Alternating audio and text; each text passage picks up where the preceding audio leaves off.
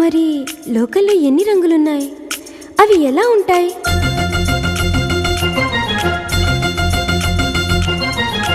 బుగ్గ మీద వెచ్చని సిగ్గు వచ్చినప్పుడు దానిని అడుగు, ఎర్రదనం అంటే చెబుతుంది.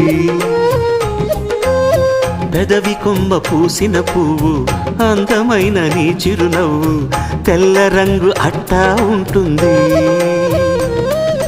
నీలో నిలువున పులకలు రేగిన వేళ నువ్వే పచ్చని పైరువు అవుతావమ్మా.